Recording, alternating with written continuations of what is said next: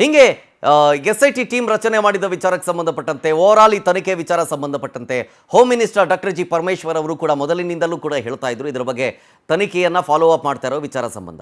ಈ ಬುರುಡೆ ಗ್ಯಾಂಗ್ ವಿರುದ್ಧ ಕಠಿಣ ಕ್ರಮ ಯಾವಾಗ ಅಂತ ಹೇಳಿ ನಾವು ಮೊದಲಿಂದಲೂ ಕೇಳ್ಕೊಂಡು ಬರ್ತಾ ಇದ್ವಿ. ಪವರ್ ಟಿವಿಯೂ ಕೂಡ ಅಷ್ಟೇ ಮೊದಲೇ ಈ ಧರ್ಮದ್ರೋಹಿಗಳ ಕೃತ್ಯವನ್ನು ಬಿಚ್ಚಿಟ್ಟಿತ್ತು. ಈಗ ಧರ್ಮಸ್ಥಳಕ್ಕೆ ಮಸಿ ಬಳಿದ್ರಲ್ಲ ಇವ್ರನ್ನೇನು ಮಾಡಬೇಕೀಗ? ಸುಮ್ಮನೆ ಬಿಟ್ಬಿಡ್ಬೇಕಾ? ಧರ್ಮದ್ರೋಹಿಗಳನ್ನು ಕಾನೂನಿನ ಅಡಿಯಲ್ಲಿ ಶಿಕ್ಷಿಸಲೇಬೇಕು. ಇವತ್ತು ಇವರಿಗೆ ಶಿಕ್ಷೆ ಆಗಲಿಲ್ಲ ಅಂತಂದರೆ ನಾಳೆ ಮತ್ತೊಂದು ಗ್ಯಾಂಗ್ ಉಟ್ಕೊಳ್ಳುತ್ತೆ. ಅದಕ್ಕೋಸ್ಕರನೇ ಈ ಅಪಪ್ರಚಾರ ಮಾಡಿದವರ ಬಾಯಿಗೆ ಬೀಗ ಹಾಕಬೇಕಲ್ವಾ? ಇದ್ರ ಬಗ್ಗೆ ಹೋಮ್ ಮಿನಿಸ್ಟರ್ ಏನಂತಾರೆ ಅನ್ನೋದನ್ನು ಕೇಳಬೇಕು. ಬುರುಡೆ ಗ್ಯಾಂಗ್ ವಿರುದ್ಧ ತನಿಖೆ ನಡೆಸಬೇಕಾದ್ರೆ ಆತುರ ಯಾಕಿಲ್ಲ? ಇತ್ತೀಚೆಗೆ ಸದನದಲ್ಲಿ ಉತ್ತರಿಸ್ತೀನಿ ಅಂತ ಹೋಮ್ ಮಿನಿಸ್ಟರ್ ಹೇಳಿದರು. ಏನು ಹೇಳಿದ್ರು ಅವತ್ತು ಕೇಳಿಸ್ತೀನಿ ನೋಡಿ.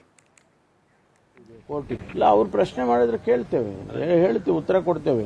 ಯಾಕಂದ್ರೆ ಈಗ ವರದಿ ಅವರು ರಿಪೋರ್ಟನ್ನು ಸಬ್ಮಿಟ್ ಮಾಡಿದ್ದಾರೆ ಇವರಿಗೆ, ಕೋರ್ಟಿಗೆ, ಸರ್ಕಾರಕ್ಕೂ ಕೊಟ್ಟಿದ್ದಾರೆ. ಅದು ಸಂದರ್ಭ ಬಂದಾಗ ಅದನ್ನು ಪ್ರಸ್ತಾಪ ಮಾಡಿದ್ರೆ ಹೇಳ್ತೀವಿ. ವಸ್ತುಸ್ಥಿತಿ ಹೇಳಬೇಕಲ್ಲ, ಮುಚ್ಚುಮರೆ ಏನು ಇದೆ ಅದರಲ್ಲಿ. ಇಲ್ಲ, ಅವ್ರು ಪ್ರಶ್ನೆ ಮಾಡಿದ್ರೆ ಕೇಳ್ತೇವೆ, ಹೇಳ್ತೀವಿ, ಉತ್ತರ ಕೊಡ್ತೇವೆ. ಯಾಕಂದ್ರೆ ಈಗ ವರದಿ ಅವರು ರಿಪೋರ್ಟನ್ನು ಸಬ್ಮಿಟ್ ಮಾಡಿದ್ದಾರೆ ಇವರಿಗೆ, ಕೋರ್ಟಿಗೆ, ಸರ್ಕಾರಕ್ಕೂ ಕೊಟ್ಟಿದ್ದಾರೆ. ಅದು ಸಂದರ್ಭ ಬಂದಾಗ ಅದನ್ನು ಪ್ರಸ್ತಾಪ ಮಾಡಿದ್ರೆ ಹೇಳ್ತೀವಿ. ವಸ್ತುಸ್ಥಿತಿ ಹೇಳಬೇಕಲ್ಲ, ಮುಚ್ಚುಮರೆ ಏನು ಇದೆ ಅದರಲ್ಲಿ. ಇಲ್ಲ, ಅವ್ರು ಪ್ರಶ್ನೆ ಮಾಡಿದ್ರೆ ಕೇಳ್ತೇವೆ, ಹೇಳ್ತೀವಿ, ಉತ್ತರ ಕೊಡ್ತೇವೆ. ಯಾಕಂದ್ರೆ ಈಗ ವರದಿ ಅವರು ರಿಪೋರ್ಟನ್ನು ಸಬ್ಮಿಟ್ ಮಾಡಿದ್ದಾರೆ ಇವರಿಗೆ, ಕೋರ್ಟಿಗೆ, ಸರ್ಕಾರಕ್ಕೂ ಕೊಟ್ಟಿದ್ದಾರೆ. ಅದು ಸಂದರ್ಭ ಬಂದಾಗ ಅದನ್ನು ಪ್ರಸ್ತಾಪ ಮಾಡಿದ್ರೆ ಹೇಳ್ತೀವಿ. ವಸ್ತುಸ್ಥಿತಿ ಹೇಳಬೇಕಲ್ಲ, ಮುಚ್ಚುಮರೆ ಏನು ಇದೆ ಅದರಲ್ಲಿ. ಇಲ್ಲ, ಅವ್ರು ಪ್ರಶ್ನೆ ಮಾಡಿದ್ರೆ ಕೇಳ್ತೇವೆ, ಹೇಳ್ತೀವಿ, ಉತ್ತರ ಕೊಡ್ತೇವೆ. ಯಾಕಂದ್ರೆ ಈಗ ವರದಿ ಅವರು ರಿಪೋರ್ಟನ್ನು ಸಬ್ಮಿಟ್ ಮಾಡಿದ್ದಾರೆ ಇವರಿಗೆ, ಕೋರ್ಟಿಗೆ, ಸರ್ಕಾರಕ್ಕೂ ಕೊಟ್ಟಿದ್ದಾರೆ.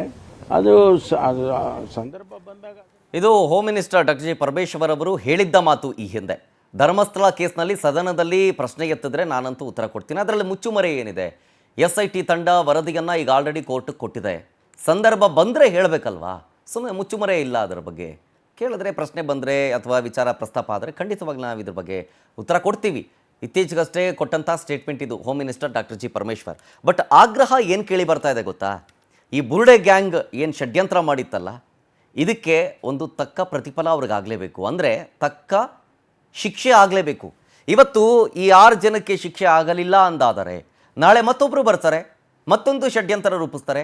ಸರ್ಕಾರದ ಮೇಲೆ ಷಡ್ಯಂತ್ರ ರೂಪಿಸ್ಬಿಟ್ರೆ ಅವಾಗ ಸುಮ್ಮನೆ ಬಿಡ್ತಾರಾ? ಇಲ್ಲ. ಸರ್ಕಾರದ ಮೇಲೆ ಗೂಬೆ ಕೂರಿಸಿದಾಗ ಅಥವಾ ಸುಳ್ಳು ಆರೋಪಗಳನ್ನ ಮಾಡಿದಾಗ ಅವ್ರ ಮೇಲೆ ತನಿಖೆ ಆಗುತ್ತೆ, ಶಿಕ್ಷೆಗೂ ಒಳಪಡಿಸ್ತಾರಲ್ವ. ಹಾಗೆ ಇದನ್ನು ಕೂಡ ಅಷ್ಟೇ.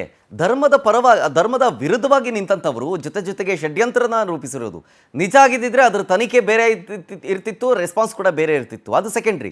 ಸುಳ್ಳು ಹೇಳಿರೋದಲ್ವಾ? ಈ ಸುಳ್ಳಿಗೆ ತಕ್ಕ ಶಿಕ್ಷೆ ಆಗಬೇಕು ಅನ್ನೋದೇ ಆಗ್ರಹ.